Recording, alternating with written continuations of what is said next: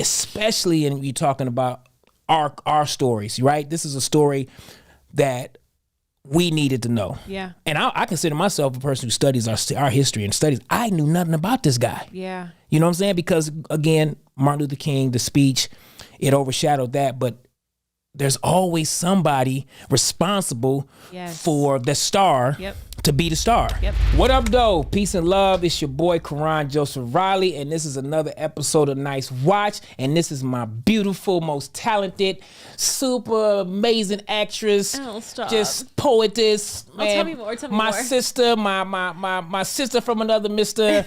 Mrs. Ernestine Morrison. Yeah. Welcome back to another episode of Nice Watch Pod. Happy Friday. Happy Friday. Karan Joseph Riley. So, Karan and I are matching a little bit today, and he says that he doesn't like to really match. He's not really with the matchy thing, but I think we look mighty debonair. Mighty debonair. We're actually matching pretty good, actually, because you have green, I have the green fatigues on. Yeah. I have the brown, you have the brown. This wasn't even planned. So it's not, but that's the thing. We're in sync. We've always been in sync. We've been in sync since we met. We've been in sync since day one, though, for real. Yeah, we understood each other on a cosmic level, which is like, when you find your village, you see each other, and it's not hard, man. And it shouldn't be hard. So listen, this has been an amazing week of nice watches. Man, yeah. I watched some nice watches this week and this weekend. I did too. Rustin is a boy. Rustin, first of all, you have to see Rustin on Netflix. It was a nice watch, from acting to directing to the wardrobe to the set design to the type of shots they got. And it was just absolutely a masterclass in acting. Yeah, and let's get all into across it. the board. Yeah, let's get into it. You got Coleman Domingo. Tour de force performance. Did his dang thing. You hear me? Did the thing. And I'm going to say this right now on a public platform. If he's not nominated for award season, there is no awards. I'm just saying that. Coleman Domingo, not just nominated. He really might win that thing. Well, I do know that Bradley Cooper has a tour de force movie coming out. Okay. And love some Bradley, but yeah, Bradley's a beast too. And Bradley, I think, is an honorary like one of us, like because his swag and his coolness and his humility. For sure. You know what I'm saying? Bradley He's Cooper. super cool. He's super dope. He's one guy I feel like he and I would get along because. Again, I do think you and Bradley Cooper would get along. Yeah, we would get along. He seems like one of those guys that get along with anybody. He does, and I think that's part of his success. And he has a tour de force movie coming, but we ain't talking about that one right now. We're talking about Rustin and Coleman Domingo. This is his coming out party. And I want to shout out the writers, because the writing of this film was so amazing. good. Julian Brees and Dustin Lance Black were the co-writers on this film. And some of the words and verbiage was so poetic and deep. And it was just, me as a poet, I'm listening to the writing. I'm like, oh God, this is so many scenes where I extracted some of the writing. I'm like, that was such a good line. Like when you get one-liners, you're like, oh my God, I got to put that in my, that in my social lexicon. Yes, I put so many in my notes. Yeah. And so Rustin is about Bayard. Baynard. Is it Baynard or Bayard? Baynard. Is it? Okay. I think it's Baynard. Yes, Bayard Rustin. Bayard Rustin, and he is the guy or the man who was responsible for Bayard. We both had it wrong. Bayard. Yeah. Bayard Rustin. Sorry, but the movie is named Rustin. If you wanted us to remember the first name, you'd have made it Bayard. But I was saying, he's the guy who put the March on Washington together. Yes, the 1963 Yeah, March. that Martin Luther King. I love movies that I learn something from while I'm being entertained. I think that is the way to go, especially in you talking about our stories, right? This is a story that we needed to know. Yeah. And I consider myself a person who studies our history and studies. I knew nothing about this guy. Yeah. You know what I'm saying? Because again, Martin Luther King, the speech, it overshadowed that, but there's always somebody responsible for the star to be the star. Yep. And this was the perfect movie to show him and how he set that alley-oop up for Martin Luther King to become a legend and to really move the culture of our people in a positive direction. And the guy who we're really responsible for it was picking up trash, man. Yeah. Like that was heavy. And I think it's just, historically there's these movements, right? And you see the guy or the gal who's the head of the movement, who's in front of the movement. But there's so many people behind the scenes, changing legislature, introducing people, making the phone calls, putting the pieces together, moving the chess pieces on the board to make these movements happen. So there could be the MLKs and the guys. But what the work that Mr. Rustin did was so phenomenal and groundbreaking, and he did it with being a homosexual in those times. Yeah, he did. And really another dope thing that I thought the movie did really well with the writing and everything, it was clearly, his sexuality was clearly B story.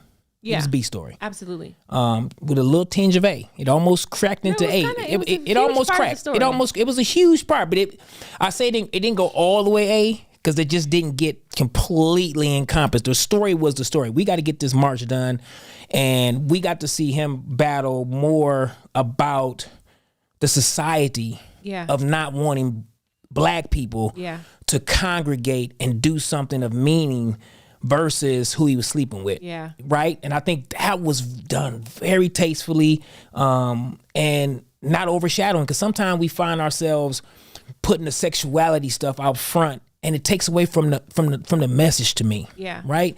We saw this man deal with those races and be constantly try to be pushed back. Yeah. And then they start trying to release stories on him and trying to have his own people turn on him, right? And you look at Martin, he was insulated completely. He didn't even want to do it. He didn't want to do it. Like Rustin was like, yo. Like if the historical context of this film was truly based on pure fact and it wasn't not conjecture, like sensationalized for the movie world, if this is all factual, there's so many things that I learned. Like, oh, Martin wasn't Rustin was really pushing. He's the producer. He's Timbaland. Yes. And Martin is Aaliyah. Genuine. He's the artist. He's the artist. But he's not the music. Rustin could arguably be the music. But I think it took both, because it took Martin's articulation, his leadership skills, his platform. It definitely took both. Well, because you and I talked about this when you were at the house, and we was talking about how his character was such an overbearing character, right? I think it wouldn't have worked for what needed to happen, because he was who he was. Yeah. Unapologetically. You're talking about MLK or Rustin? Rustin. Okay, yeah. So he couldn't be that guy out in the front. Yeah. Because, like you and I always talk about, when you have a strong energy like that, you're gonna have people that like you. You can have people that you're gonna have more people that don't like you. Yeah. And I think that's what he ran into. Even, let's just talk about the rest of the cast, man. Let's see. CCH Ponder. Yeah. Jeffrey Wright. Glenn Thurman. First of all, Glenn Thurman. Goat. A goat. He done did it all. He has done it all, and let's just give him his flowers, because his body of work span over time. 50, 60 years. He always does good work. 50, 60 years. He's grounded and rooted in his characters. He just makes you believe him in every scene that he's in. And Jeffrey Wright, man, he's got to be one of the best character actors of our generation. Absolutely. Agreed. I mean, that role he played in Shaft was his coming out party. Yeah, for sure. When he played the bad guy, the little Dominican with Samuel L. Jackson. He was Peoples. That was his name, Peoples. But I saw his work in that, man, and ever since then, every time I see Jeffrey Wright's name come up, I'm watching it. Yeah. I don't care what it is. He's like one of those actors that everyone may not know his name, but you know his face and body of work, because he's so good in his character. And he's a character actor. He's a character actor, so you're like, oh, that guy, he's so good. Oh my God, when you see him, you're like, oh, this body, whatever. I don't know what this brings is. Every character to life. Oh my God, he is phenomenal, man. Like, he gets into his bag, and he gets into his bag. When he played that senator. Yeah. That was trying to start to mess up at that meeting. Yeah. It was just an amazing show to watch, especially from an actor. From an acting standpoint. If you love acting, you're going to love Rustin. If you love acting, you are going to love Rustin. I mean, from the supporting characters to the main characters to the whole ensemble cast. Now, I will say, I don't know if I loved Chris Rock. I get that. Chris Rock is not what you would consider to be a thespian. It's meaning he's Chris Rock. And he's going to be Chris Rock whenever he shows up. And that's my point. On the call sheet is gonna say one thing. Chris Rock is showing up. They put a nice wig on him. They had him looking different, but it was still Chris Rock. I feel like, and I love Chris Rock. Chris Rock is an amazing comedian, amazing comedic actor. I don't know if I believed him in this project. I saw the hair, I saw the wardrobe, but I wish that he would play with his voice more, because he has such a distinct voice that he does. Culturally we all know and love. It's Chris Rock. So it's Chris Rock's voice, but I would love for him to do some character work or some voice work where he can morph into a character where we don't hear Chris Rock. And you don't have this handicap because you haven't seen New Jack City, but Chris Shade, Rock. Always throwing shade. Oh, there wasn't no shade. That was just a fact. He played like an iconic character in that movie, Pookie. Yeah. Right? So I've seen clips. So every time, like you said, the voice modulation and the different things that he can do, because every time he opens his mouth as Chris Rock, I hear Pookie. Yeah. And second character I remember him as was the mailroom kid in Boomerang. Marcus. Hey, first the Fat Boys break up, and now this. Yeah. Tell me it ain't so. For sure. Like it's classic Rock, and I can't even be mad at it, man, because it's a lot of actors who show up and just and give you a ground, and just to get you to work, and it's that what it is. And I was just enjoying CCH Ponder. I was watching the actors. Yeah. They worked. And they worked. Coleman Domingo, again, he was almost a distraction of the movie, because he was performing so well. So for one, he's playing this, homosexual black, in the 60s. In the 60s. And, it wasn't like over the top flamboyant. No. It was in his acting. It was in his physicality. It was in the nuances. It was in the way he moved his fingers. It was in the way he flicked his wrist. And it was just so many small details that like it showed you like this a little bit of film.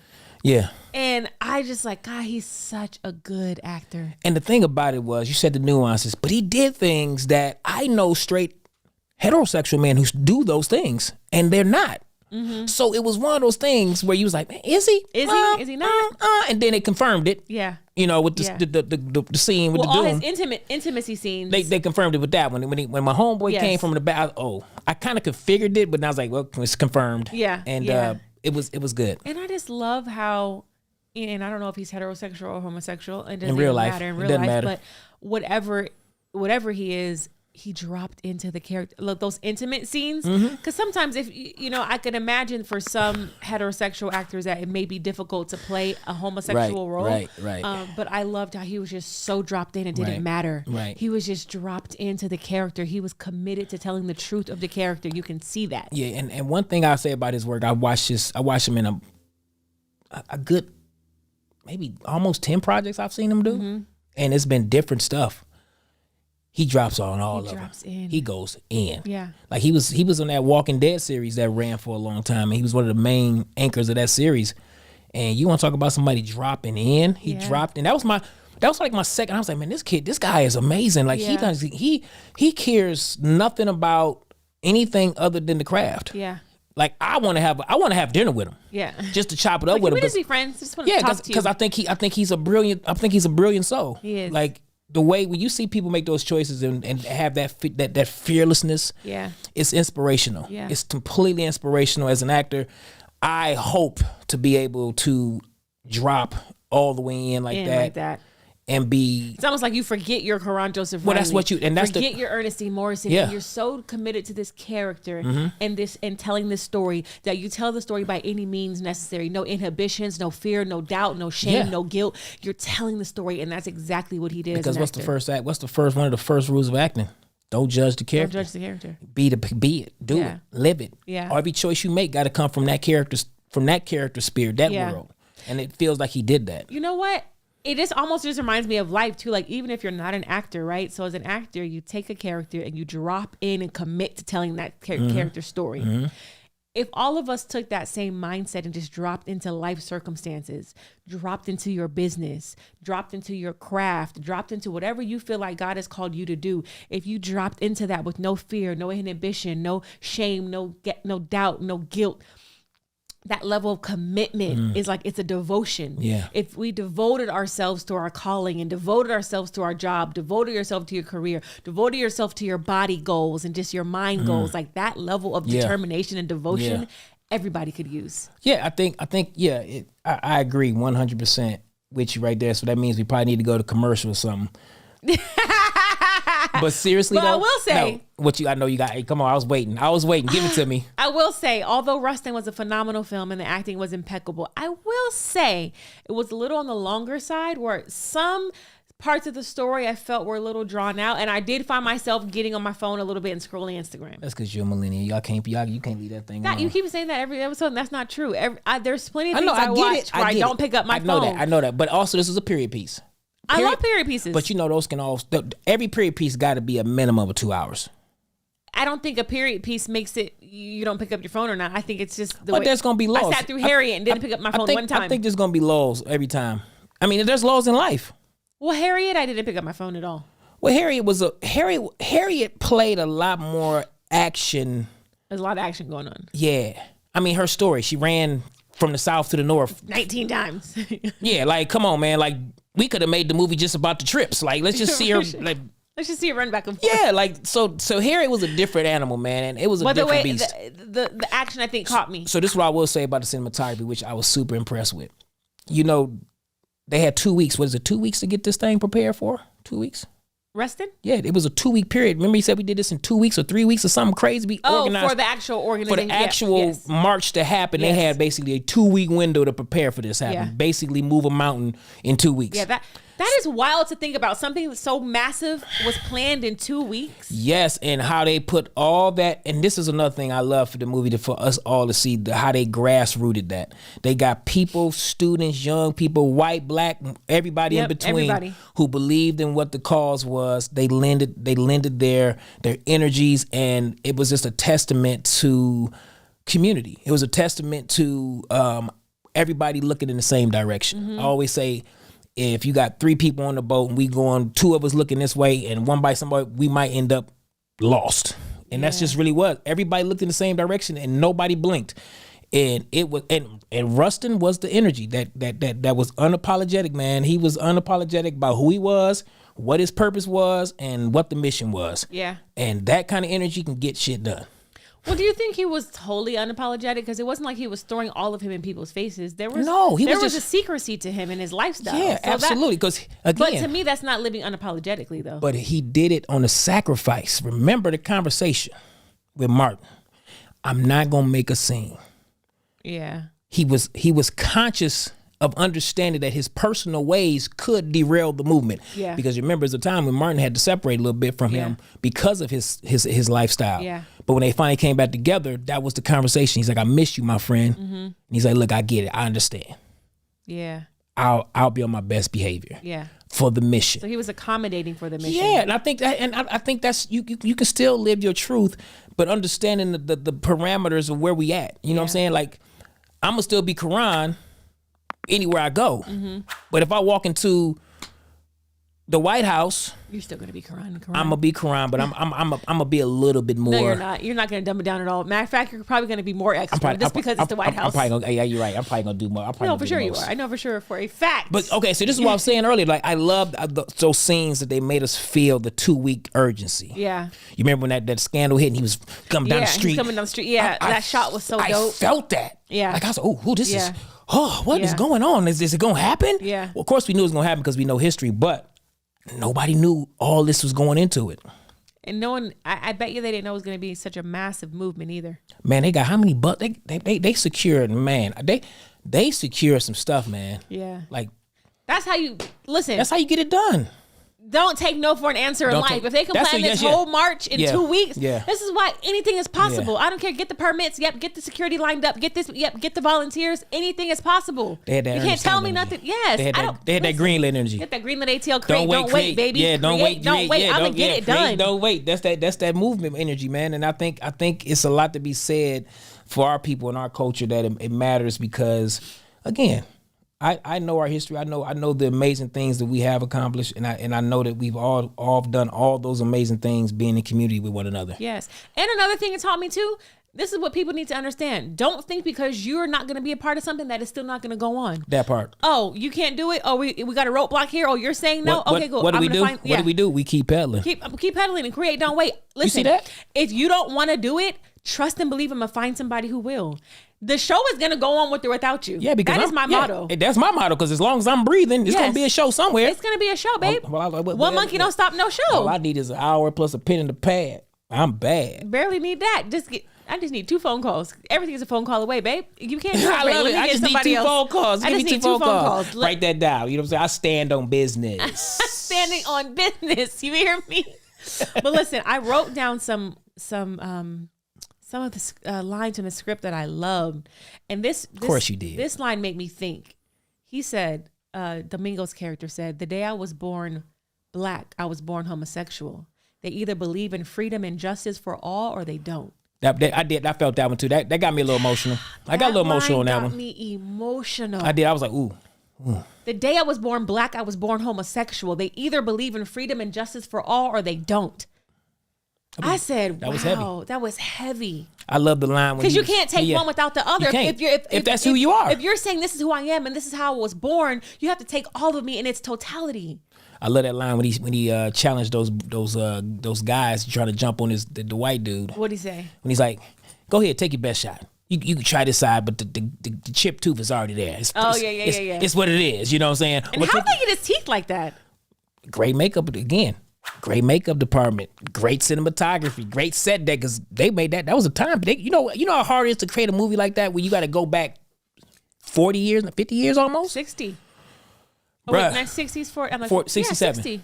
Yeah, we're 2020. Yeah, so they got to go find those picture cars. They got to paint. They went so far as that Flint line paint that was famous back in the day. That yellow that everybody seemed to paint with back in the day. Yeah. That was that office. They painted, and I was like, wow. Yeah, they did a great job. Shout out to the set deck. Set up to the set deck. And the makeup team because his teeth. I kept looking at the screen. I'm like, how did they get his teeth like that? Wardrobe, y'all did an amazing job. I mean, the direction did a great job. I mean, everybody did their part, man. It's a beautiful thing when you can get.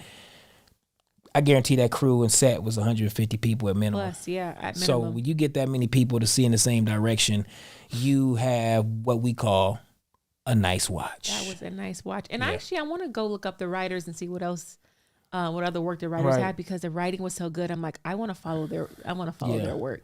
Yeah. So good. Yeah. But yeah, it was a nice watch. Rustin on Netflix. If you're looking for something to watch this weekend, get to Netflix. Type in Rustin and watch it. It's a nice watch. It's an amazing watch. The acting, the directing, the shots, the wardrobe, the makeup. A little on the longer side, but definitely a certified nice watch. Also, Karan. What? I started watching a series. Okay, so what series we gonna? Because next week we should do a series episode where we talk about 2 series. Okay.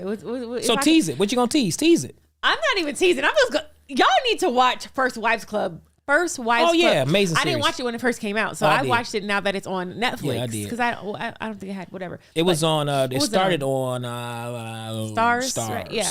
I don't know why I didn't watch it the first time, but anyway, it's trending number 4 in the nation on Netflix. I'm scrolling through. I'm like, oh, First Wives Club. I think that's a show Terry was in, so I click on it.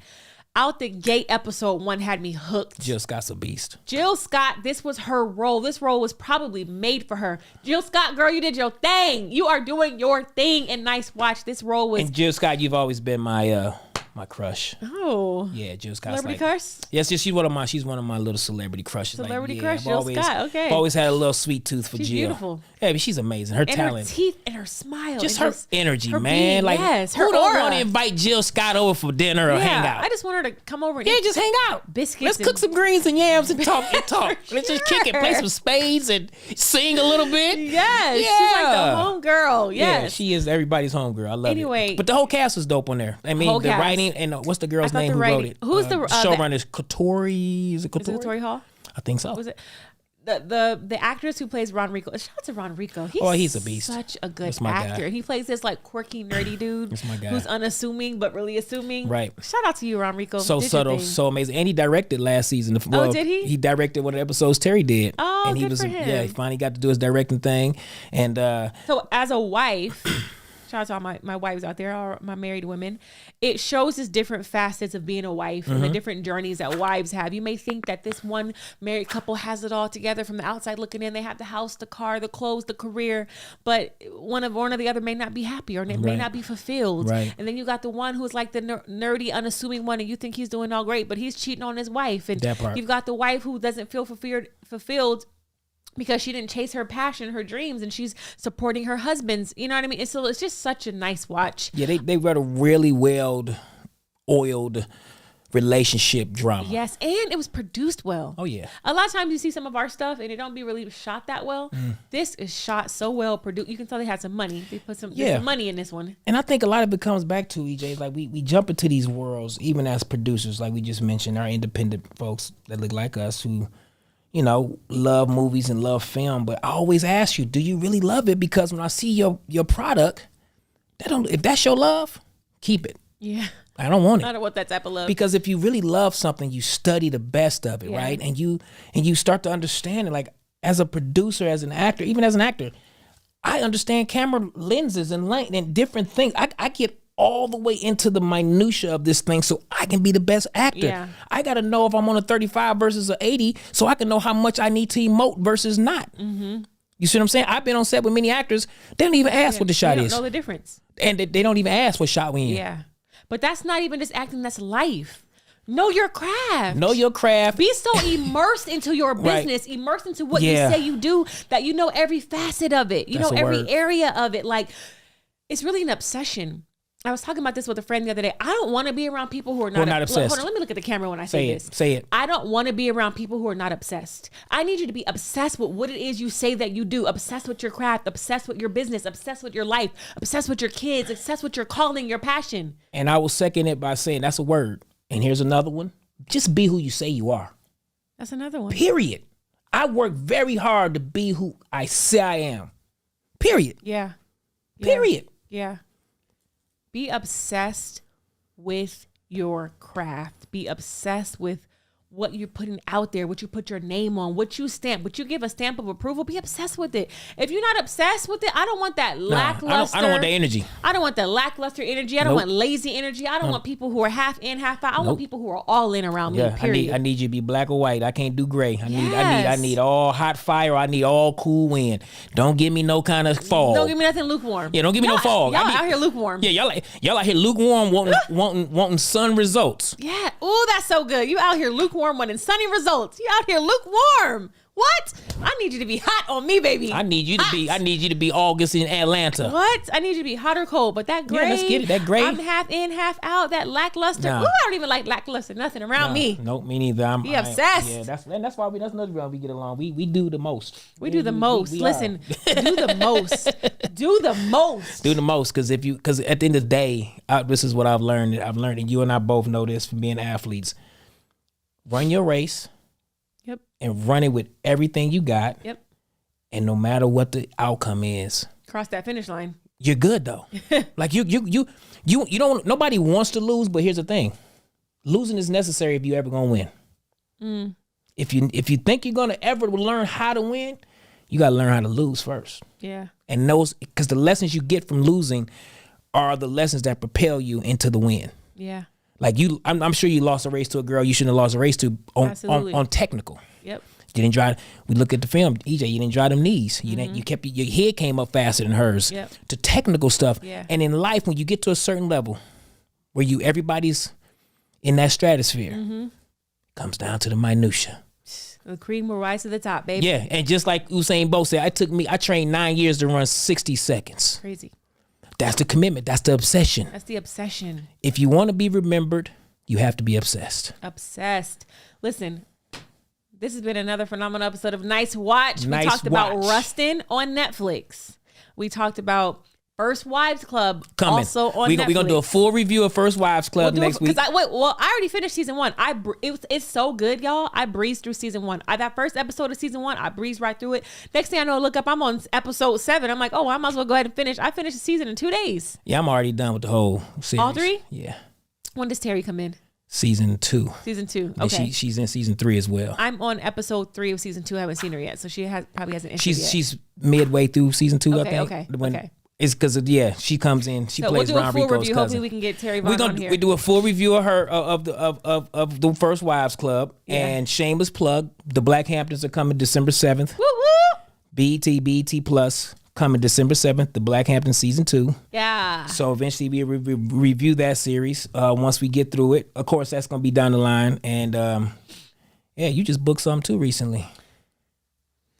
The one I booked today? Yeah, I've just said recently, you know. Oh yeah, we'll talk about it. So that's coming. That's all coming. I'm just putting the good news onto the air. You know what I'm saying? We got to drop the good news onto the universe too. You know what I'm saying? Anytime you get a booking. I'm still promoting my movie Love and Murder on BET Love and Murder still rocking. Yep. Catch me in the Country Wayne skits. Yep. Every night. Killing her, and her storyline is like actually becoming like a thing. Like people are talking about her storyline. Shout out to Philip Like Hudson. I'll be watching the comments. They like, boy, Ernestine acted her face off in that scene. And I was like, yeah, she went in for that, boy. I ain't even mad. But that's why I love you, man. You obsessed. Like, dude, who goes in on a 3-minute skit?